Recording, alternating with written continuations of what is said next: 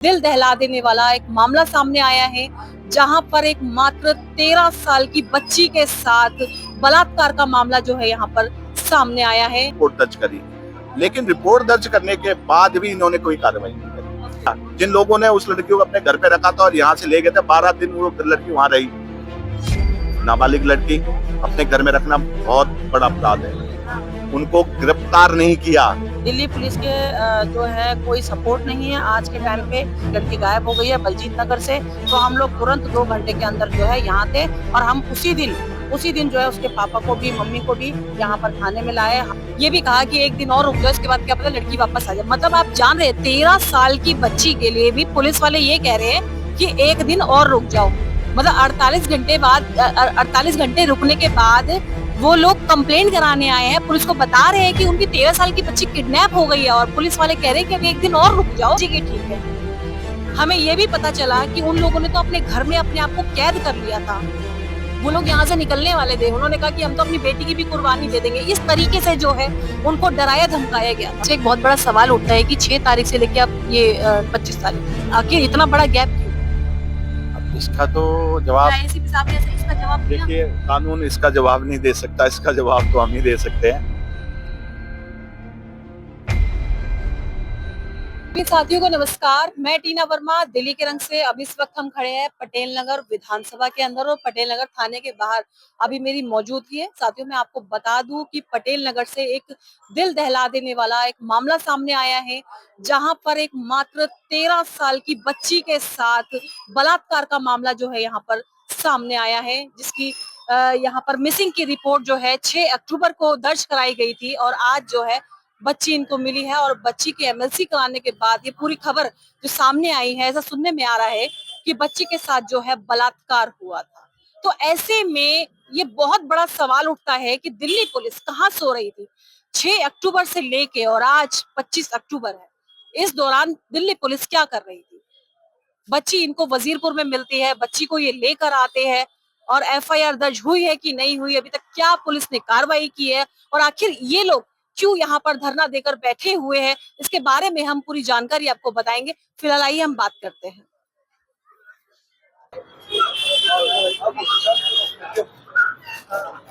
मैं साथियों पटेल नगर विधानसभा के अंदर पटेल नगर थाने के सामने बैठी हूँ और जिस परिवार के बारे में मैंने आपको बताया था वो फिलहाल यहाँ पर जो है धरना देकर बैठे हुए, साथ साथ एक एनजीओ भी हमारे साथ है। नमस्कार, स्वागत है सर आपका दिल्ली के रंग में। सबसे पहले आपका शुभ नाम क्या होगा? नमस्कार, मेरा नाम कमल ध्यानी है और मैं दिल्ली में हमारी एक संस्था है महानगर दिल्ली उत्तराखंड प्रवासी संगठन MDUPS, जो उत्तराखंड के जो मूल निवासी है, जो दिल्ली में सेकंड लार्जेस्ट पॉपुलेशन है, उनके अधिकारों की रक्षा के लिए और उनके जो है कल्याण के लिए कार्य करती है। तो ये जो पूरा मामला है कैसे हुआ था? 6 तारीख को हमने सुना है कि बच्ची मिसिंग हुई थी और कल जो है बच्ची मिली है।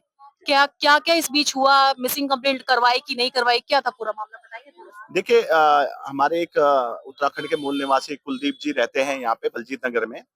उनकी 13 साल की नाबालिग बिटिया 6 तारीख को 6 अक्टूबर को सुबह 9:30 बजे गायब हो गई, जब वो कुछ कार्य के लिए कहीं जा रही थी।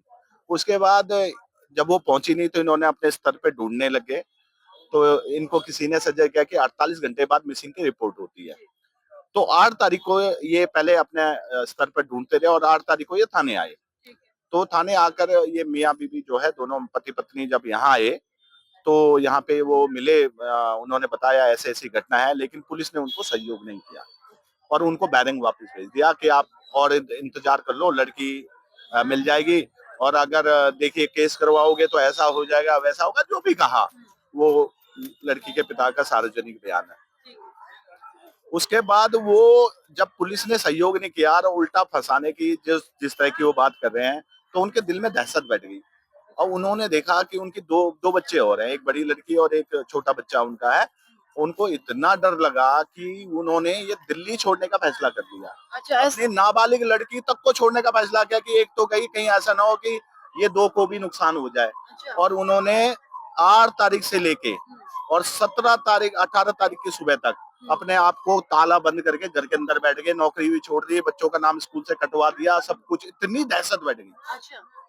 उसके बाद एक इनके जानकार है, उनके उनसे इनकी बात हुई, तो उन्होंने मुझे फोन किया सुबह 18 तारीख को 11 साढ़े 11 बजे और उन्होंने बताया कि भाई साहब ऐसे ऐसी बात है और ऐसे हमारे पहाड़ के लोग हैं, और ऐसी ऐसी घटना। मैं तुरंत 11:30 बजे मुझे पता लगा, मैं 2 बजे इनके घर पे था अपने संगठन के साथ। मैंने इनको गुस्सा में, तो ये लोग जो है इतने डरे हुए, इन्होंने सपा मना कर दिया कि नहीं जी हम तो जा रहे हैं। ये मैंने इनको ढांढस बताया कि हम साथ खड़े हैं, और उसके बाद जो है मैं इनको थाने लेके आया। थाने पे बड़ा भारी हंगामा हुआ है। जैसे मैंने कहा हमारे पास फुटेज है और हमने सोशल मीडिया पे डाले, आप मेरे अकाउंट पे चेक करेंगे तो मेरे प्रोफाइल पे चेक करेंगे तो आपको मिल जाएगा। उसके बाद एफआईआर दर्ज हुई। जब इन्होंने देखा कि इतने सारे लोग यहाँ पे आ गए, एक संगठन आ गया, इन्होंने सुना था हमारे संगठन के बारे में, तो इन्होंने रिपोर्ट दर्ज करी। लेकिन रिपोर्ट दर्ज करने के बाद भी इन्होंने कोई कार्रवाई नहीं करी, जबकि 18 तारीख को हमने इनको लगभग लगभग आइडिया दे दिया था कि देखिए ये है, ऐसा है, हुआ है, ऐसा है, ऐसा है। अच्छा, जब लड़की की मिसिंग की रिपोर्ट लिखवाने के लिए उसके माँ बाप आए थे, तो मतलब पुलिस वालों ने जरा सा भी प्रयास नहीं किया? जब उन्होंने कहा कि एक दिन और रुक जाओ, उसके बाद भी प्रयास नहीं किया खुद से? यही तो गंभीर बात बनाती है इसको। हाँ। आप ये देखिए किस तरह अमानवीय चेहरा है पुलिस का, कि इतने सेंसिटिव मामले में जिसमें आत्मा कांप जाती है जिनकी, सुप्रीम कोर्ट के स्पष्ट निर्देश हैं कि आपको जो है बिना किसी ना नुकुर के केस दर्ज करना पड़ेगा, और उसके बाद भी नहीं हुआ। 18 तारीख को जब हमने हंगामा किया तब जाके केस दर्ज हुआ। और देखिए 18 तारीख के बाद भी ये लोग बिल्कुल किसी भी सूरत में ना इन्होंने उसे ढूंढने की कोशिश करी। कॉल सीडीआर निकालने में इनको 1 हफ्ता लग गया, अच्छा। जबकि सीडीआर निकालने में 1 घंटा लगता है। उसके बाद जब हमने अपने स्तर पर खोज करी, तब हमने इनको कुछ जानकारी दी, उसके आधार पे इन्होंने 24 तारीख को लड़की को बरामद किया। जिस घर से बरामद किया, जिन लोगों ने उस लड़की को अपने घर पे रखा था और यहाँ से ले गए थे, 12 दिन वो लड़की वहां रही। नाबालिग लड़की अपने घर में रखना बहुत बड़ा अपराध है। उनको गिरफ्तार नहीं किया और खाली आ गया और उल्टा ब्लेम लगा रहे थे कि जी लड़की अपनी मर्जी से गई है, ये है, चाहे वो अपनी मर्जी से, लेकिन है नाबालिग। नाबालिग है तो पुलिस को एक्शन लेना। पहले तो वो गई नहीं अपनी मर्जी से, लेकिन नाबालिग है, आप इस तरह से जो है मामले को अनदेखा नहीं कर सकते। और उसके बाद जो है इन्होंने कल लेके आए बरामद के, उसके बाद लड़की का मेडिकल करवाया, मेडिकल में दुष्कर्म की पुष्टि हुई है। उसके बाद लड़की के बयानात हमारे सामने हुए हैं। लड़की ने साफ बताया कि ये मुख्य अभियुक्त है, लेकिन कल से ये 40 घंटे गुजर गए लगभग लगभग, अभी तक हाथ खाली है। वो 2 लड़के पकड़ लिए इन्होंने, जो जिन्होंने इसे अपने घर पे रखा था, उनको पकड़ना चाहिए था, बिल्कुल सही किया। लेकिन जो मुख्य अभियुक्त है, जिन्होंने लड़की के साथ इतना गलत काम किया है, वो अभी आजाद घूम रहे हैं। तो मामला सर, मामला क्या है? एक व्यक्ति ने रेप किया है या नहीं, गैंग रेप है कुछ ऐसा? देखिए गैंगरेप है ये, गैंग रेप। बिल्कुल बिल्कुल गैंगरेप है जी, ओके। तो स्पष्ट। सर मतलब पुलिस वालों ने उनको ढूंढा या फिर या आपकी एनजीओ ने उनको ढूंढा? आप लोगों ने प्रयास देखिए किया? हमने जानकारी जुटाई, इन्होंने तो कुछ किया ही नहीं।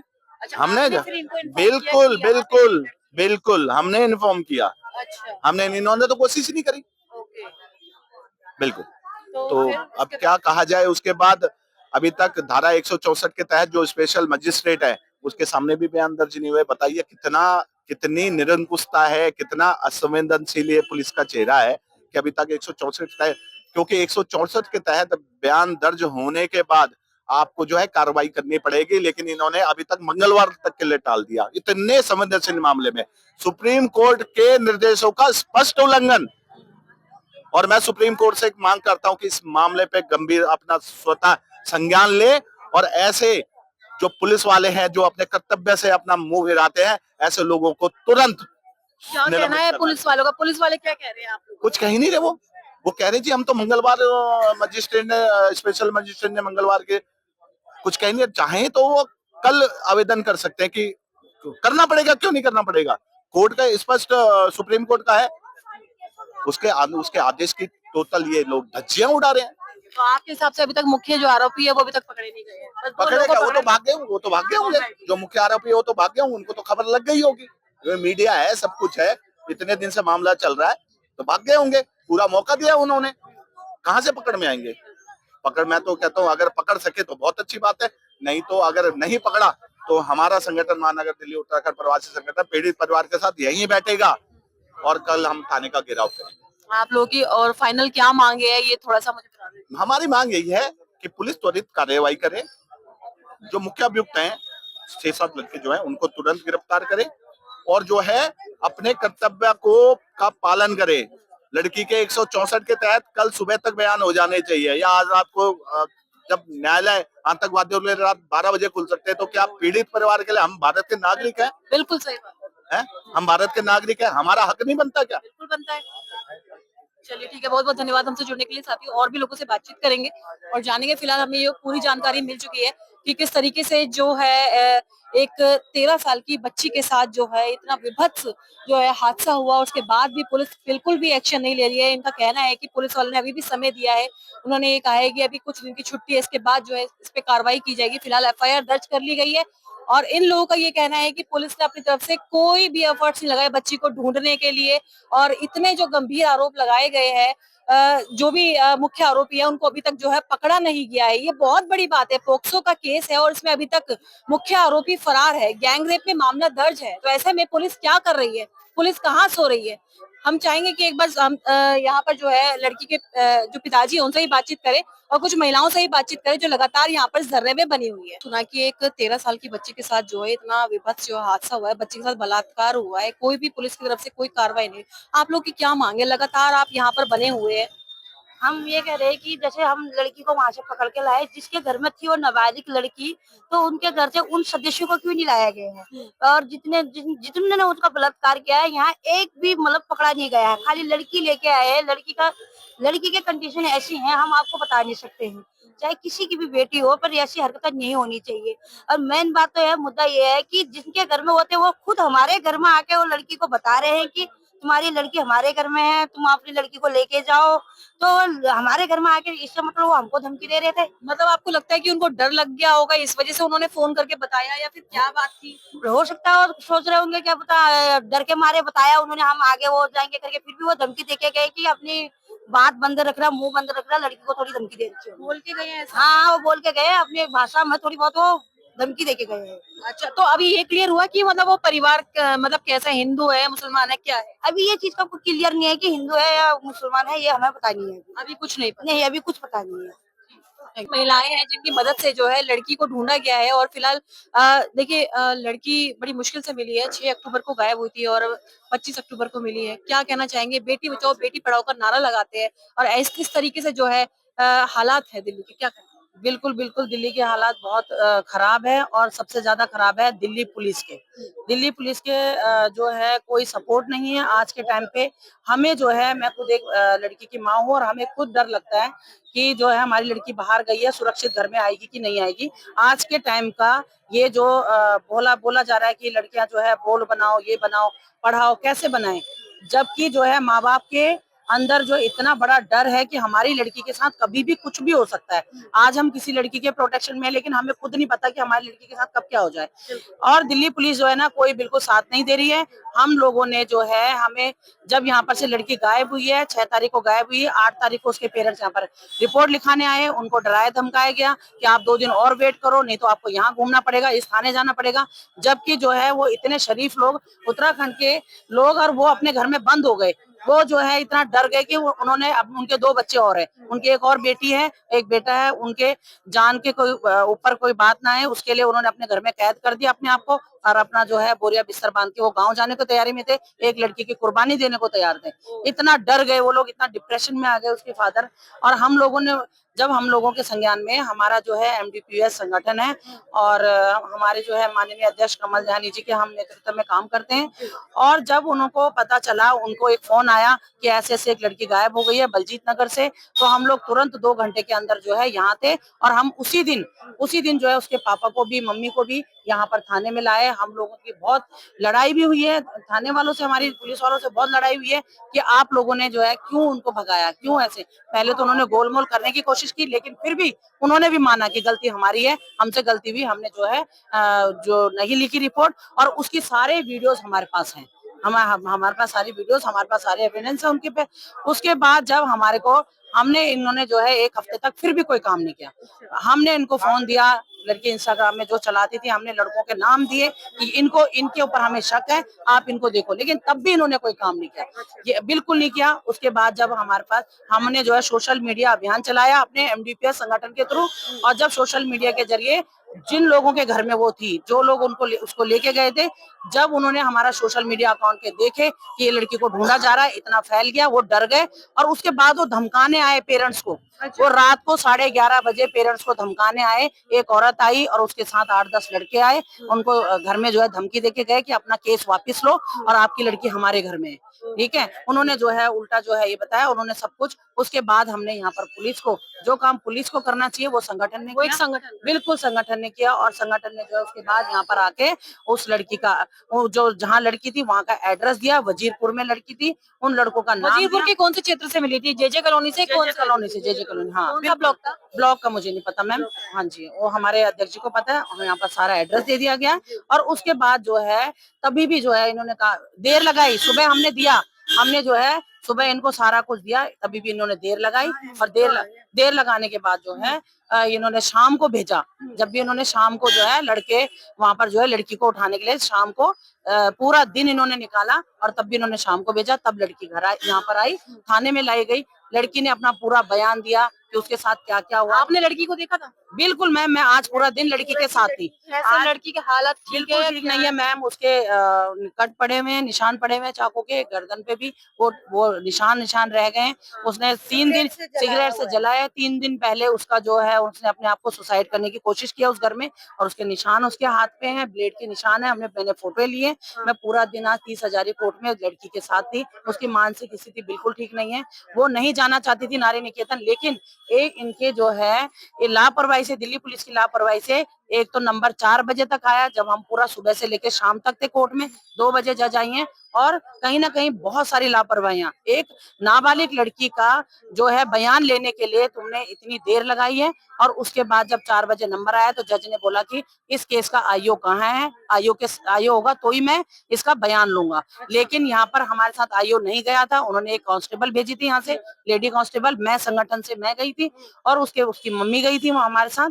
और उसके बाद भी जब 4 बजे उन्होंने बोला आईओ को बुलाओ, यहाँ से आईओ को बुलाया गया। आईओ जो है 4:30 बजे पहुंचे, तब तक जज जा चुके थे।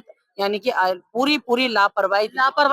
आज बयान नहीं हुआ। उसके बाद जज ने जो है मंगलवार की डेट दे दी। यानी कहीं ना कहीं हमारे न्यायाधीश जो है उनको भी पता है कि 13 साल की नाबालिग लड़की का केस है, कैसे उन्होंने 3 दिन की डेट दे दी। ये बिल्कुल समझ नहीं आता। आज का प्रशासन, शासन प्रशासन सब कुछ ऐसा लगता है कि कोई आम पब्लिक के साथ है ही नहीं। जो है एक आम आदमी जो है इसीलिए दिल्ली पुलिस के पास जाने से डरता है। और हम लोगों को तो इतना डर है कि हम कैसे जो है बोलते हैं, नारा लगाते हैं, बेटी बचाओ बेटी पढ़ाओ, मोदी जी का नारा कैसे हम मान ले और कैसे हम बचाएंगे अपनी बेटियों को। अगर ये हाल रहा, ये सपोर्ट रहा तो कैसे करेंगे। और अब तो ऐसा लगता है कि हम खुद ही जो है सब लोग जो हैं अपने अपने, अगर हमें अपने घरों को बचाना है, अपनी बेटियों को बचाना है, तो खुद ही सड़कों पे आना पड़ेगा। खुद ही सड़कों पे हमें आना पड़ेगा, नहीं तो ये जो है आज के हालात ऐसे हो चुके हैं कि लड़कियां कहीं भी सुरक्षित नहीं है। बिल्कुल। चलिए, बहुत बहुत धन्यवाद। हमारे साथ अजय सागर जी है। अजय सागर जी, ट्रिपल इंजन की सरकार है और बेटी बचाओ बेटी पढ़ाओ का नारा देती है भारतीय जनता पार्टी। ऐसे में पोक्सो मामले में इतनी लापरवाही, क्या कहना चाहिए? आप खुद देखिए, 6 तारीख से एक बच्ची न्याय की मांग कर रही है। 6 तारीख से एक बच्ची अपने घर से गायब है, उसके बावजूद दिल्ली पुलिस उसको ढूंढने में असमर्थ रही। माता पिता की सहायता से और लोगों की सहायता से वो बच्ची को ढूंढा गया। वो बच्ची का मेडिकल जांच चल रही है, उसमें पाया गया कि बच्चे के साथ शारीरिक शोषण किया गया। दिल्ली पुलिस को 6 तारीख से लेकर के आज 25 तारीख हो गई है। इतने दिन अगर एक 13 साल की बच्ची को ढूंढने में लगे हैं, तो मैं कहता हूँ ये दिल्ली पुलिस के लिए बहुत कायराना और शर्मनाक चीज है कि दिल्ली पुलिस किसी एक बलात्कारी को, किसी एक शोषणकर्ता को ढूंढने में इतनी असमर्थ है। तो मैं तो ये कहूंगा कि दिल्ली पुलिस को सजगता से इस बच्ची को न्याय दिलाना चाहिए। इस बच्ची को न्याय मिले, हम यही चाहते हैं। ठीक है, देखिए यहाँ पे जो है ये थाने के एसएचओ नवीन कुमार जी आ गए हैं। नवीन कुमार जी से भी थोड़ा सा बातचीत करते हैं फिलहाल। और एसीपी साहब भी आ गए हैं। नवीन कुमार जी नमस्कार, थोड़ा सा आपसे बात करना चाहेंगे सर। सर बस 2 क्वेश्चन। 2 सवाल। क्या मामले की क्या कैसे सर 6 तारीख से मामला? सर, 6 तारीख से सर। आज ये जैन साहब कहाँ हो? आ रहे। बहुत गलत बात है। देखिए साथियों, यहाँ पर जो है एसएचओ नवीन कुमार जी आए हुए थे। नवीन कुमार जी से अपने मामले के बारे में जानने की कोशिश की कि 6 तारीख से मतलब 6 अक्टूबर से जो है बच्ची मिसिंग थी और बच्ची जो है कल मिली है। कल यानी कि 24 अक्टूबर को बच्ची मिली है। आखिर पुलिस क्या कर रही थी इतने दिन? इस बीच क्या कर रही थी दिल्ली पुलिस? ये बहुत बड़ा सवालिया निशान उठता है दिल्ली पुलिस के ऊपर। आखिर दिल्ली पुलिस कहाँ सोई हुई थी? और ऐसे में भी दिल्ली पुलिस ने उनको नहीं ढूंढा, उस बच्ची को दिल्ली पुलिस ने नहीं ढूंढा, बल्कि एक संगठन ने जो है उस बच्ची को ढूंढा, उस बच्ची की इन्फॉर्मेशन दी दिल्ली पुलिस को। इसके बाद यहाँ पर जो है दिल्ली पुलिस वहां पर गई वजीरपुर में लेने के लिए, पर क्या मौके से जो भी मुख्य आरोपी थे वो फरार हो गए। और यहाँ के लोगों ने हमें ये बताया है कि बच्ची के साथ जो है बलात्कार हुआ है और सामूहिक बलात्कार हुआ है। तो ऐसे में इतनी लचर व्यवस्था कैसे हो सकती है दिल्ली पुलिस की पोक्सो एक्ट में, जहां पर इतना मतलब एक तरीके से जो कह ले कि बहुत तेजी से काम होना चाहिए, कार्रवाई होनी चाहिए और जो है जो भी मुख्य आरोपी है उसको जेल के अंदर होना चाहिए था। आखिर क्या कर रही है दिल्ली पुलिस? ये बहुत सोचने वाली बात होगी। अभी आपको बता दूं कि ये बात सामने आई है कि 6 अक्टूबर को जो है लड़की का किडनैप हुआ। इसके बाद जो है घर वाले उनके थाने में आए, पटेल नगर थाने के अंदर उन्होंने कंप्लेंट दर्ज कराई, पर इसके बाद भी जो है पुलिस वालों ने बिल्कुल मामले को हल्के में लिया, लाइटली लिया और पुलिस वालों ने ये भी कहा कि एक दिन और रुक जाओ, इसके बाद क्या पता लड़की वापस आ जाए। मतलब आप जान रहे हैं 13 साल की बच्ची के लिए भी पुलिस वाले ये कह रहे हैं कि एक दिन और रुक जाओ। मतलब 48 घंटे बाद 48 घंटे रुकने के बाद वो लोग कंप्लेंट कराने आए हैं, पुलिस को बता रहे हैं कि उनकी 13 साल की बच्ची किडनैप हो गई है और पुलिस वाले कह रहे हैं कि अभी एक दिन और रुक जाओ, इसके बाद हम कार्रवाई करेंगे। ऐसा मुझे यहाँ के लोगों ने बताया। और साथियों आपको बता दूं, इसके बाद एक संगठन ने बहुत मेहनत की सोशल मीडिया पे, जब ये पूरी वीडियो वायरल हुई इसके बाद जाकर जो है उस बच्ची को कहीं से ढूंढ पाए हैं। और उन लोगों का ऐसा भी कहना है, संगठन वालों ने हमें ऐसा बताया कि वहां से एक महिला ने, एक आदमी ने जो है उस परिवार को जो है धमकी दी थी। धमकी भरे शब्दों में ये कहा कि इस मामले को अगर थोड़ा सा फैलाओगे, थोड़ा सा और ऊंचा उठाओगे तो हम आपका भी बुरा हश्र करेंगे, क्योंकि उनकी बच्ची के साथ भी जो है बहुत बुरा हश्र किया है। गले पर चाकू के निशान है, हमें बताया है, हाथ पे सिगरेट्स के जलने के निशान है। फिलहाल हमें फोटो नहीं दिखाई है, पर जो महिलाओं ने, जो संगठन की महिलाएं हैं जिन्होंने देखा है उस बच्ची को, उन्होंने पूरा दर्द बयां किया है। आखिर मतलब दिल्ली पुलिस की संवेदनाएं कहाँ मर गई है? रेखा सरकार क्या कर रही है? मतलब बेटी बचाओ बेटी पढ़ाओ का नारा लगाते हैं, ट्रिपल इंजन की सरकार है, दिल्ली पुलिस केंद्र के अंडर है और केंद्र में बीजेपी सरकार है, दिल्ली में बीजेपी सरकार है, एमसीडी में बीजेपी सरकार है। इसके बाद भी यहाँ 13-13 साल की बच्चियों के साथ जो है ऐसा हादसा हो जाता है, बलात्कार हो जाता है और दिल्ली पुलिस मुंह पर उंगली रख के बैठ रहती है। अभी आपने देखा कि मैंने एसएचओ साहब से बात करने की कोशिश की, पर एसएचओ साहब के पास कोई जवाब ही नहीं था हमारे लिए। आप देख सकते हैं दिल्ली पुलिस क्या कर रही है, दिल्ली सरकार क्या कर रही है। आखिर रेखा सरकार, रेखा गुप्ता खुद एक महिला है, महिला मुख्यमंत्री है, वो अपनी सीट पर बैठकर क्या कर रही है जब ऐसी 13-13 साल की बच्चियां मर रही है? वो तो गनीमत रही कि बच्ची जिंदा जो है वापस आ गई है, और भी बहुत बड़ा हादसा हो सकता था। और बच्ची की मानसिक स्थिति बिल्कुल ठीक नहीं है, ना ही उनके पिताजी की ठीक है। हमें ये भी पता चला कि उन लोगों ने तो अपने घर में अपने आप को कैद कर लिया था। वो लोग यहाँ से निकलने वाले थे, उन्होंने कहा कि हम तो अपनी बेटी की भी कुर्बानी दे देंगे। इस तरीके से जो है उनको डराया धमकाया गया था। आप समझ रहे हैं किस तरीके से जो है एक फैमिली को, एक गरीब को, मतलब गरीब को कभी इंसाफ नहीं मिल सकता, इससे ये तो जरूर पता चलता है। अगर इसी की जगह कोई अमीर व्यक्ति का कोई केस होता तो मुझे लगता है कि बहुत तेजी से कार्रवाई होती, पर यहाँ पर एक गरीब को इंसाफ कभी नहीं मिलता। ये तो आज हमने देख लिया है। Thank you. संगठन के जो लोग हैं एसीपी साहब से और एसएचओ साहब से मिलकर आए हैं। फिलहाल क्या बातचीत हुई है इनकी, इसके बारे में जानेंगे। सर क्या बातचीत हुई है आप लोगों की? देखिए एसीपी साहब आए और उन्होंने हमसे रिक्वेस्ट की है कि हम लोग यहाँ पे जो है आज के लिए तो उनको माफ कर दें, धरना बंद कर दें।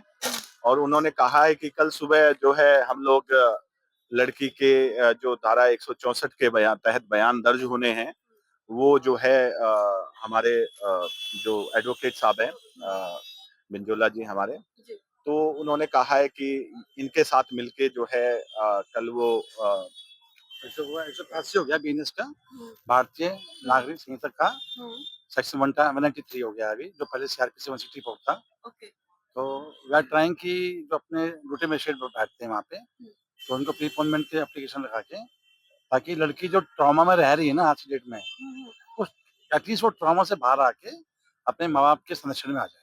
बिल्कुल। बहुत जरूरी है, बच्ची है छोटी, तो वी आर जस्ट ट्राइंग कि and they are cooperating now कि just they will do it. पर सर दिल्ली पुलिस में एक बहुत बड़ा सवाल उठता है कि 6 तारीख से लेके अब ये 25 तारीख, आखिर इतना बड़ा गैप क्यों?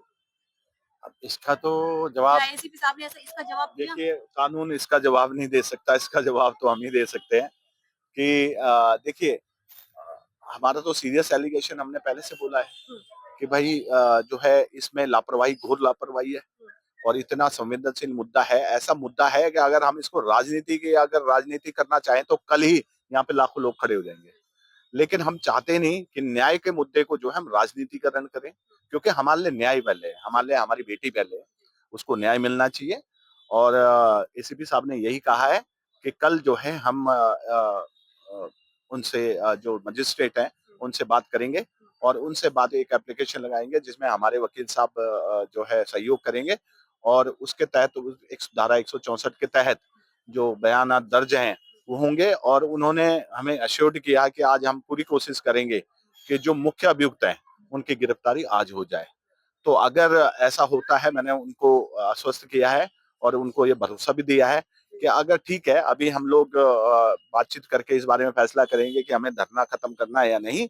लेकिन अगर हमें लगता है कि कल भी अगर दिल्ली पुलिस ने हमसे कोई खेल खेला तो फिर यहाँ पे ऐसा प्रदर्शन होगा और इस तरह का, उसके बाद हम पुलिस की किसी बात पे विश्वास नहीं करेंगे और यहाँ पे जो है ये धरना फिर जो है और उग्र रूप से होगा। जी। बहुत बहुत धन्यवाद, थैंक यू।